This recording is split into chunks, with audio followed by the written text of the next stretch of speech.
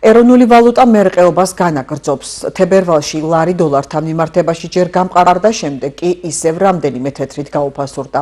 დღეს 1 ამერიკული დოლარის ყიდვა კომერციულ ბანკებსა და სავალუტო ჯიხურებში 2 ლარად და 80 თეთრად იყო შესაძლებელი.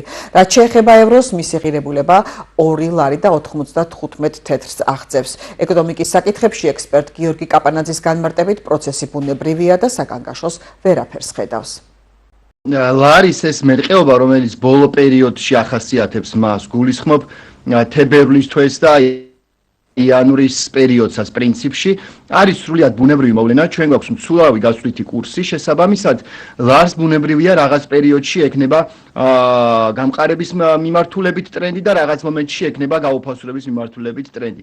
თავარია ეს ყველაფერი არ იყოს მნიშვნელოვანი და შესამჩნევი. ანუ გულისხმობ მნიშვნელოვან გამყარებას იქნება ეს 20-30 თეთრი თუ 50 თეთრი. ანუ სწრაფი გამყარება არ უნდა ხდებოდეს, ან სწრაფი გაუფასურება. განსაკუთრებით ბუნებრივია გაუფასურება არის ხოლმე რთული გამომდინარე იქიდან, რომ შემდგომი სხვადასხვა პროცესებზე გავლენას ახდენს, მაგრამ დღეს ჩვენ რა მერყეობა გვაქვს, ეს არ არის არც სწრაფი გაუფასურებისკენ მიმართული და არც სწრაფი გამყარებისკენ მიმართული. ეს არის სრულიად ბუნებრივი პროცესი.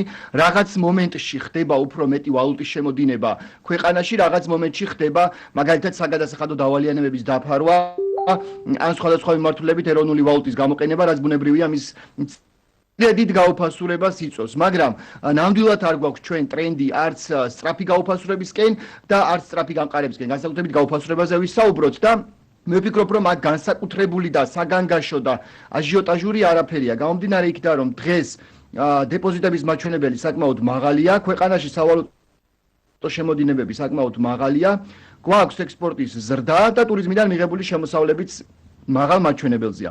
ამიტომაც მე ვერ ვხედავ ვერანაირ ფუნდამენტურ ფაქტორს იმისას, რომ უნდა გქონდეს რაიმე შიში, რომ უახლოეს პერიოდში შესაძლოა ლარი მნიშვნელოვნად გაუფასურდეს.